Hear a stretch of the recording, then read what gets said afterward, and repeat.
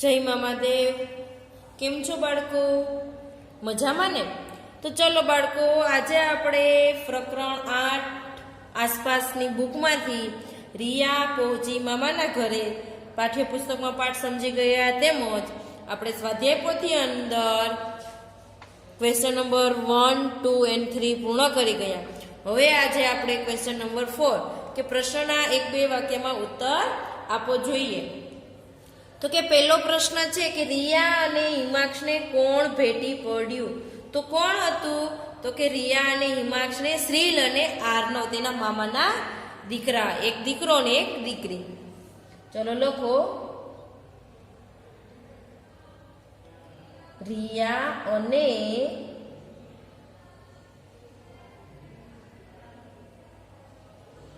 હિમાંશને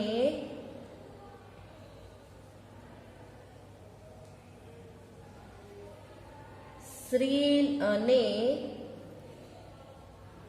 આર્નવ ભેટી પડ્યા।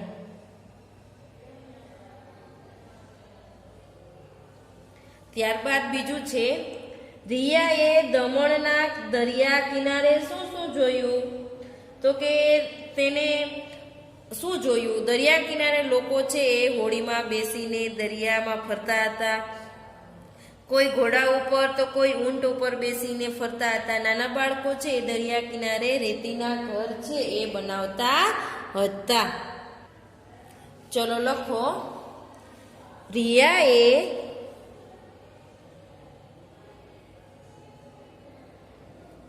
બીચ પર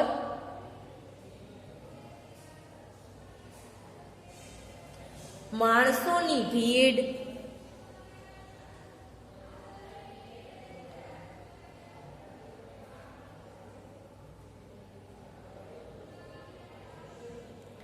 ત્યારબાદ હોડીમાં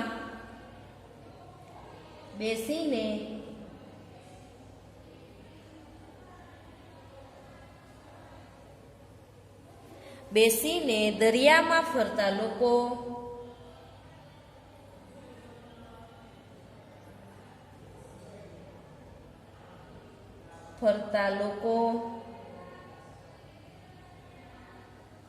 અલ્પવિરામ, ઘોડા અને ઊંટ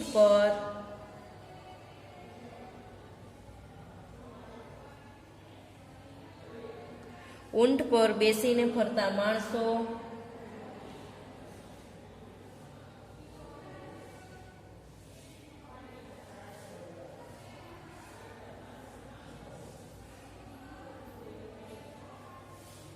અલ્પવિરામ, રેતીના ઘર બનાવતા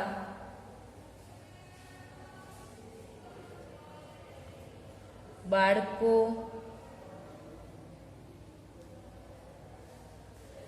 જોયા।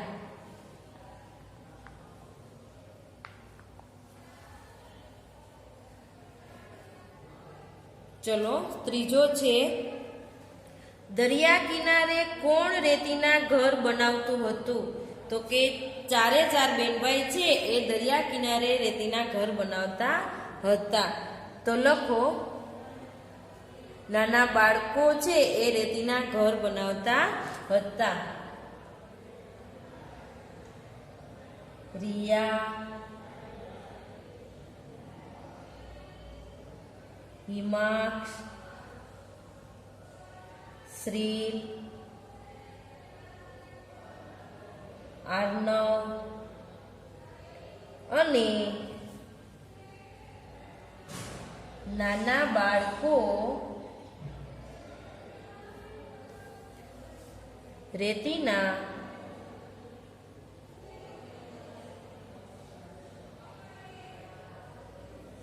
ઘર બનાવતા હતા। સાંજે દરિયા કિનારે સૂરજ કેવો લાગતો હતો? તો કે સાંજે દરિયા કિનારે છે એ સૂરજ પાણીમાં ડૂબતો હોય તેવો લાગતો હતો। ચલો લખો,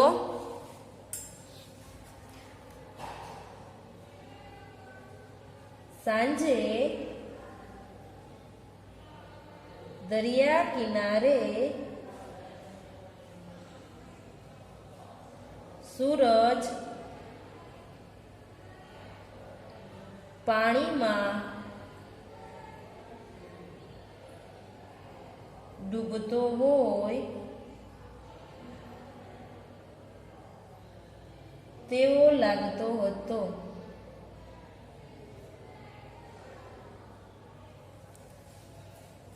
ત્યારબાદ પાંચમું છે કે દરિયા કિનારે રિયાએ શેના પર સવારી કરી? તો કે દરિયા કિનારે રિયાએ ઘોડા અને ઊંટ પર સવારી કરી હતી. દરિયા કિનારે રિયાએ ઘોડા અને ઊંટ પર સવારી કરી. ચલો ત્યારબાદ છઠ્ઠું છે કયા કયા વાહનોમાં મુસાફરી કરવા માટે ટિકિટ ખરીદવી પડે છે? તો કે કયા કયા વાહનો માટે આપણે મુસાફરી કરતા હોય ત્યારે ટિકિટ ખરીદવી પડે?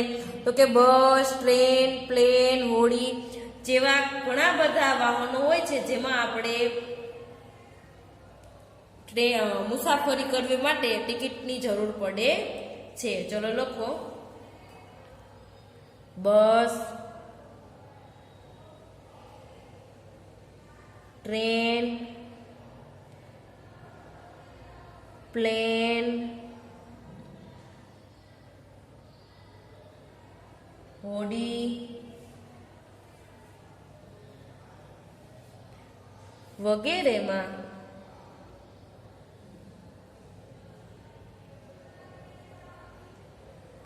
મુસાફરી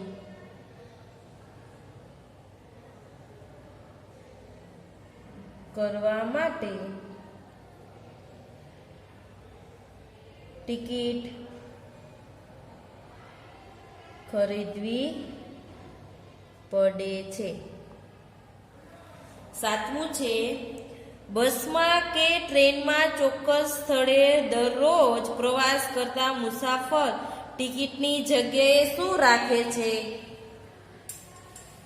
તો કે શું રાખે છે કે એને પોતાની ચોક્કસ જગ્યાએ મુદત માટેનો પાસ કાઢી આપવામાં આવે છે. એટલે કે એને લોકોને પાસ બતાવવામાં આવે છે. શું આવે છે?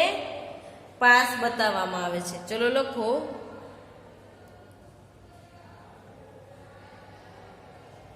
બસમાં કે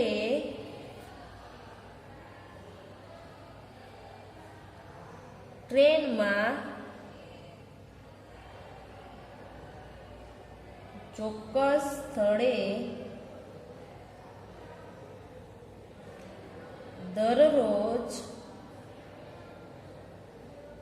પ્રવાસ કરતા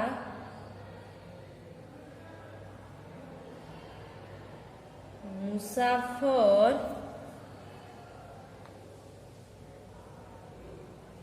ટિકિટની જગ્યાએ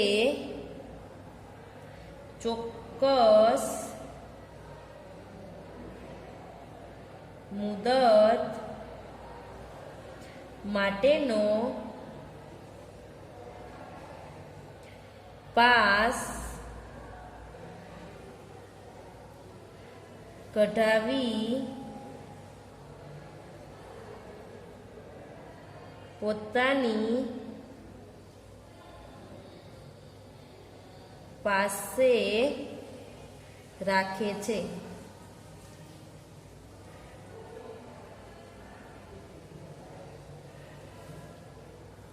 ત્યારબાદ છે આઠમું કે રેલવેનું સમયપત્રક કઈ કઈ વિગતો આપે છે? રેલવેનું સમયપત્રક છે એ કઈ કઈ વિગતો આપે છે? તો કે રેલવેનું સમયપત્રક માર્ગ સાથે સ્ટેશનો, ટ્રેન કયા સમયે પહોંચશે અને કયા સમયે સ્ટેશન છોડશે, કેટલું અંતર વગેરે બધી જ વિગતો છે એ આપે છે. તો લખો સ્ટેશને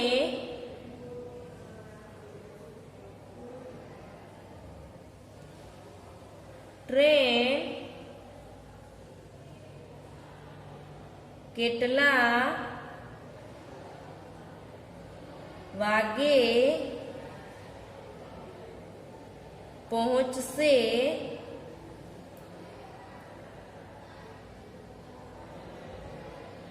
કેટલા વાગે ઉપડશે કેટલો સમય સ્ટેશન પર રોકાશે વગેરે.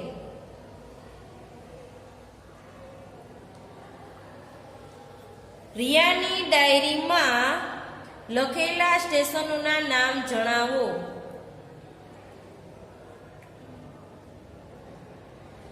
ગાંધીધામથી શરૂ કરીને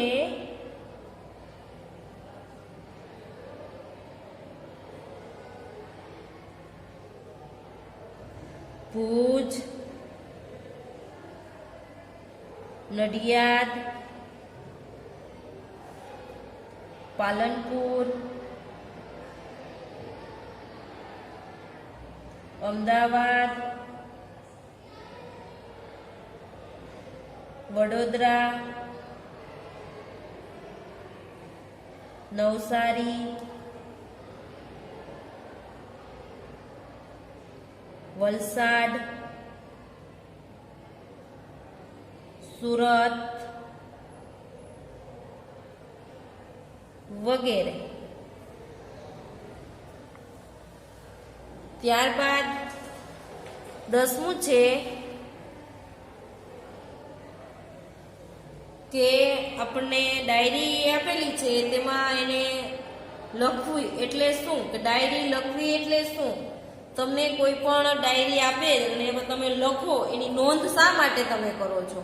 તો કે તમે દરરોજ જે પણ ક્રિયાઓ કરતા હોવ અને તેમાંથી તમારી ઈચ્છા મુજબની ક્રિયાઓની તમે જે નોંધ લખતા હોય તેને ડાયરીની નોંધ અથવા તો ડાયરી લખવી કહેવાય. એટલે કે તમારું જે પણ કાર્ય કરો છો તમને ગમે છે, એ તમારા જીવનમાં એક ઉપયોગી છે, એ માટે તમને એ ડાયરી અથવા તો નોંધ અથવા તો ડાયરી લખવી કહેવાય. તો લખો ડાયરી એટલે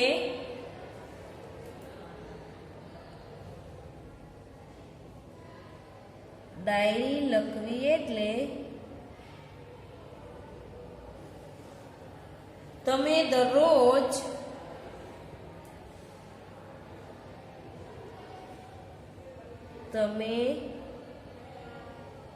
દિવસ દરમિયાન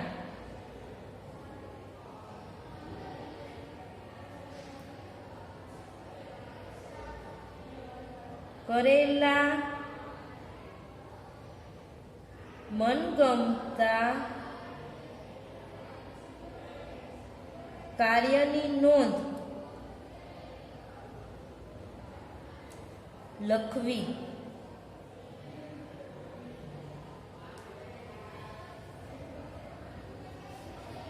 ડાયરી લખવાની ટેવ પાડવી જોઈએ. આપણે કંઈ પણ ડાયરી લખવી એટલે કે તમે દિવસ દરમિયાન કરેલા મનગમતા કાર્યની નોંધ લખવી. તમને ડાયરી લખવાનો શોખ હોય, તમે મનગમતું તમે તમારી ડાયરીમાં નોંધ કરો, એને ડાયરી નોંધ અથવા તો ડાયરી લખવી કહેવાય. તો હવે આપણે ક્વેશ્ચન નંબર 7 જોઈએ. તો ક્વેશ્ચન નંબર 7 ઉપર આપણે યોગ્ય રીતે જોડવાનું કહ્યું છે. તો કે વિભાગ અ, વિભાગ બ અને આન્સર આપેલો છે. તો વિભાગમાં વાપી, ભુજ, દમણ અને નડિયાદ. વિભાગ બ માં અ કચ્છ એક્સપ્રેસનું ઉપડવાનું સ્થળ, બ રિયાને ઉતરવાનું સ્થળ, ક ફિયોનાનું ઉતરવાનું સ્થળ અને જ છે જમ્પોર, ડ છે જમ્પોર બીચ.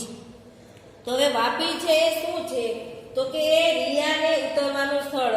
રિયાને એના મામાના ઘરે વાપી જવાનું હતું. એટલે અહીં આપણે લખીશું વાપી, તો કે રિયાને ઉતરવાનું સ્થળ. ત્યારબાદ ભુજ છે, તો ભુજ શું છે? તો કે કચ્છ એક્સપ્રેસનું ઉપડવાનું સ્થળ. તો અહીં આપણે લખીશું અ. ત્યારબાદ ત્રીજું છે કે દમણ. તો દમણ શું છે? તો કે ત્યાં છે ચંપોર બીચ. દમણ ચંપોર બીચ ઉપર દરિયા કિનારે નાવા ગયા હતા, એટલે અહીં લખીશું આપણે ડ. નડિયાદ ફિયોનાનું ઉતરવાનું સ્થળ. ચલો ત્યારબાદ આપણે હવે પેજ ટર્ન કરીશું. ચલો ક્વેશ્ચન નંબર 8 છે કે માગ્યા મુજબ જવાબ આપો. હવે પાઠ્યપુસ્તક પાના નંબર 61 ઉપર આપેલ ટ્રેનની ટિકિટના આધારે નીચેની વિગત છે શોધીને લખવાની છે. તો તમને તેમાં ટ્રેનની ટિકિટ આપેલી છે, તો શું લખેલું છે સૌપ્રથમ એમાં? તો કે ટ્રેન નંબર. ટ્રેન નંબર કેટલો છે? તો ચલો ગોતો. તો ટ્રેન નંબર છે 937. તો અહીં લખીશું 937. ત્યારબાદ મુસાફરી ચાલુ થવાની તારીખ. મુસાફરી ચાલુ થવાની તારીખ કઈ છે? તો કે 24/12/2018.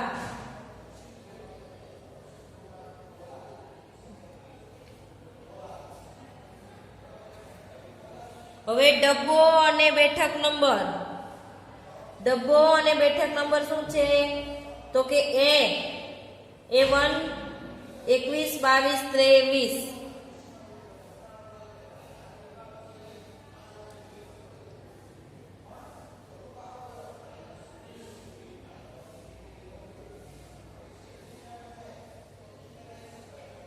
ભાડું એટલે કે ટિકિટના પૈસા. ટિકિટના પૈસા કેટલા છે? તો કે 2578 રૂપિયા.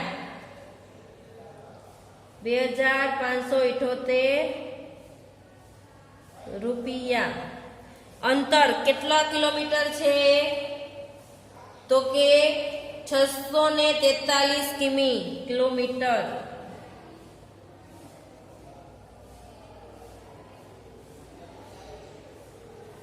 પછી કેટલી વ્યક્તિઓએ મુસાફરી કરી? કેટલી વ્યક્તિએ? 3 વ્યક્તિએ. કેટલી વ્યક્તિએ? 3 વ્યક્તિએ.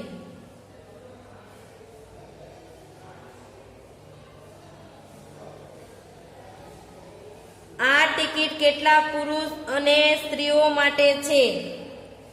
તો કેટલા પુરુષ? 2 પુરુષ અને 1 સ્ત્રી.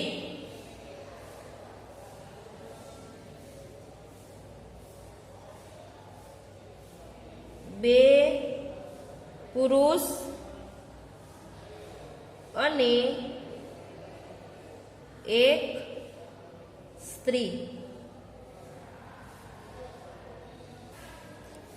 ત્યારબાદ નીચે છે મુસાફરી માટેનો કોચ. તો કે A1.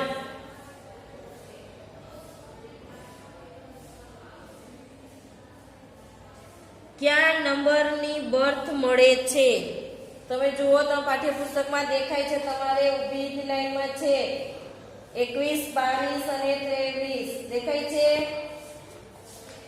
ઊભી લાઈનમાં છે 21 23 અને 22.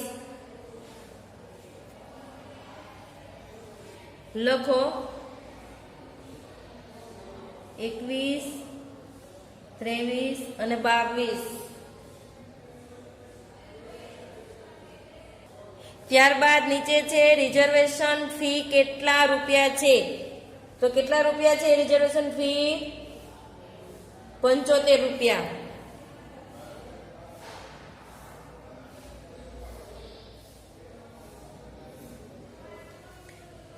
અગિયાર છે ટિકિટ કઈ ટ્રેનની છે?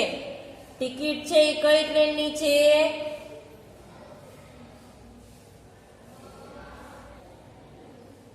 ટિકિટ છે એ અવધ એક્સપ્રેસ. નીચે દેખાય છે લખેલું છે અવધ એક્સપ્રેસ. ચલો લખો અવધ એક્સપ્રેસ. અવધ એક્સપ્રેસ. ચલો આ ટિકિટ કઈ શ્રેણી ક્લાસની છે? કઈ છે? તો કે સેકન્ડ ક્લાસ એસી. સેકન્ડ ક્લાસ એસી દેખાય છે તમને બધાને? ચલો લખો 2A અથવા તો લખો સેકન્ડ ક્લાસ.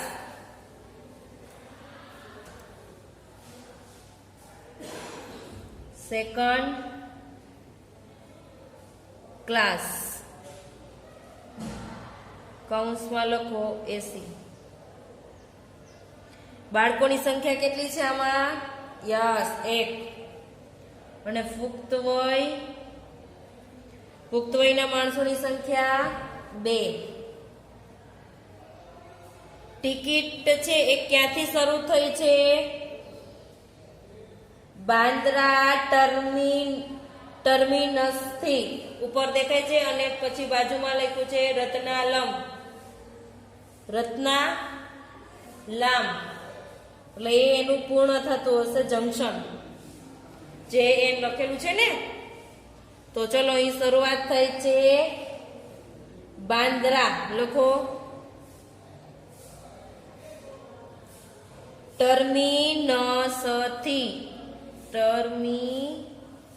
ટર્મિનસથી. પછી ટિકિટ સમાપ્ત થાય છે રત્નાલામ.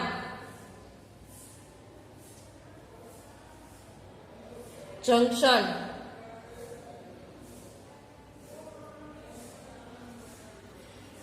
રતલામ જંકશન. ટિકિટ નંબર કેટલા છે? દેખાય છે ઉપર 2 વખત લખેલા છે, કોર્નર ઉપર છે, જમણી બાજુના ખૂણા ઉપર છે 68250918. આપણે ગુજરાતીમાં લખીશું 68250918. ટ્રેન ઉપડવાનો સમય કેટલો લખેલો છે? 2:36 કલાકે. AM છે કે PM? નીચે આપણને આપેલું જ છે કે 14:36 કલાકે. 14:36 દેખાય છે નીચેની સીધી લાઈનમાં છેલ્લે. તો આપણે એ લખીશું ટાઈમ છે 14:36 કલાકે. 14:36 કલાકે. ચલો ત્યારબાદ હવે 2 માં આપેલું છે કે પાઠ્યપુસ્તકમાં પેજ નંબર આપણે 61 પરનું જોઈ લીધું. હવે તો કે 62 ઉપર. હવે 62 ઉપર આપણને જે પણ કઈ વિગત આપેલી છે એના આધારે આપણે અહીં ક્વેશ્ચનના આન્સર આપવાના છે. તો ચલો જુઓ કે આપેલા સ્થળોએ ટ્રેનના પહોંચવાનો સમય લખો. એટલે પહેલી જ હરોળ તમારે જોવાની છે અને એમાં જ તમારે લખવાનું છે કે તમને એમાં અંજારની બધું લખેલું આપેલું છે એમાંથી જોઈને તમારે એનો સમય છે એ પણ લખવાનો રહેશે. ચલો લખો. પેલું છે અંજાર. અંજારમાં તમને શું લખેલું છે? તો કે 20:24. એટલે લખો પેલા 20 ને 24.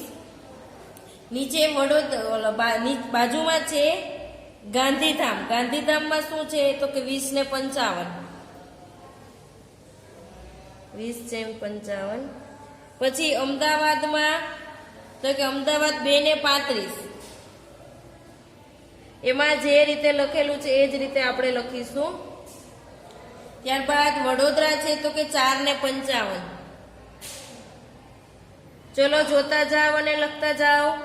સુરત છે તો કે 7 કલાકે. છેલ્લે વાપી છે તો કે 8:25.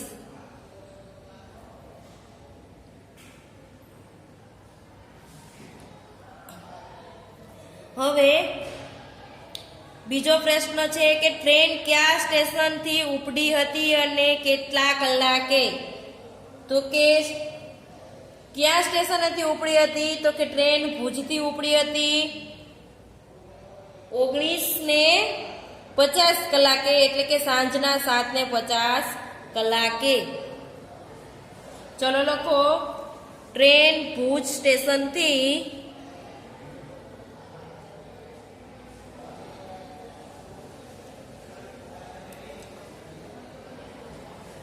ભુજ સ્ટેશનથી 19:50 કલાકે ઉપડી હતી.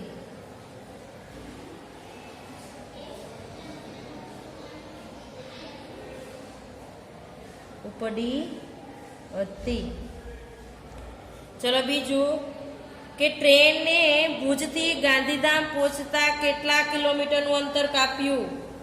તો તેને કેટલા કિલોમીટરનું અંતર કાપ્યું હતું? તો કે 58 કિલોમીટરનું અંતર કાપ્યું હતું. કેટલું? 58. તો લખો,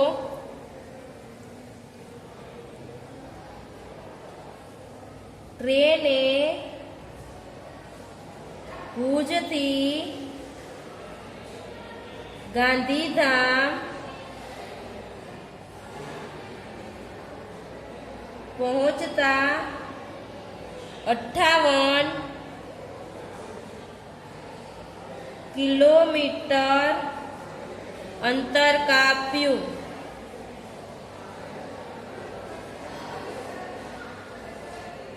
ત્યારબાદ ચોથું છે, મુસાફરીના કયા દિવસે ટ્રેન વાપી પહોંચી? તો કે મુસાફરીના બીજા દિવસે ટ્રેન છે વાપી પહોંચી હતી. લખો,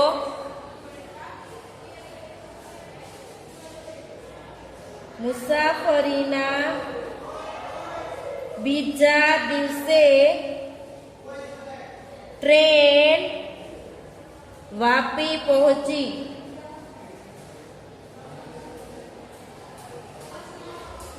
ચલો ત્યારબાદ સામેના પેજ ઉપર જોઈએ.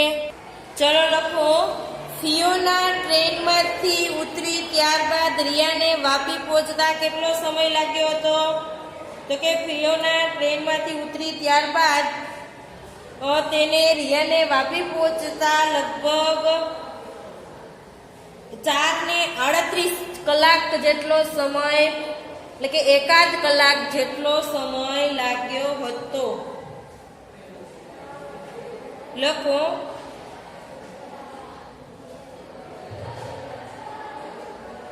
ફિયોના ટ્રેનમાંથી ઉતરી ત્યારબાદ રિયાને વાપી પહોંચતા 4:38 કલાકનો સમય લાગ્યો.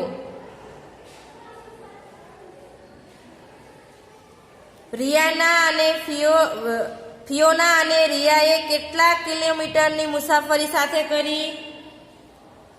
તો કે તેને 405 કિલોમીટર જેટલી જેને મુસાફરી છે એ સાથે કરી. એટલે અહીંયા આપણે લખીશું સી. રિયાએ ટ્રેન દ્વારા કેટલા કિલોમીટર મુસાફરી કરી? રિયાએ એકલીએ કેટલા કિલોમીટર મુસાફરી કરી? 670, 680, 622 કે 656 કિલોમીટર? તો કે 680 કિલોમીટર જેટલું તેને અંતર કાપ્યું.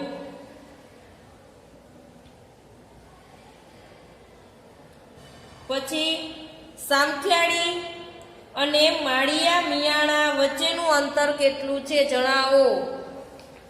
બંને વચ્ચેનું અંતર કેટલું છે? લગભગ 41 કિલોમીટર જેટલું. તો લખો, સામખિયાળી અને માળિયા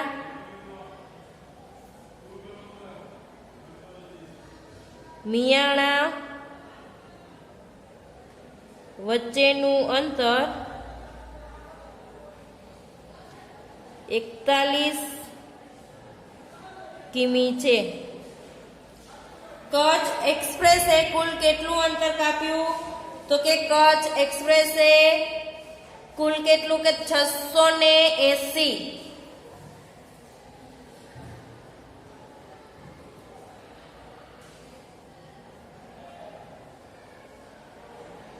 कच्छ एक्सप्रेसे कुल 680 કિલોમીટરનું અંતર કાપ્યું. ચલો 10મું છે, ભુજથી વાપીની વચ્ચે કેટલા રેલવે સ્ટેશન આવે છે જ્યાં કચ્છ એક્સપ્રેસ ઊભી રહે છે? ભુજથી વાપીની વચ્ચે કેટલા રેલવે સ્ટેશન આવે છે? તો કે 18 જેટલા રેલવે સ્ટેશન આવે છે જ્યાં કચ્છ એક્સપ્રેસ ઊભી રહે છે.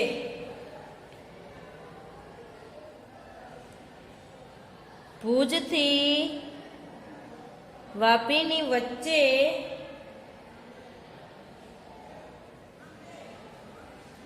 18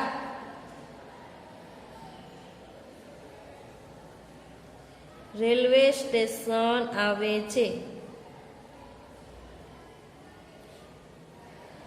જ્યાં છે એ ઊભી રહે છે.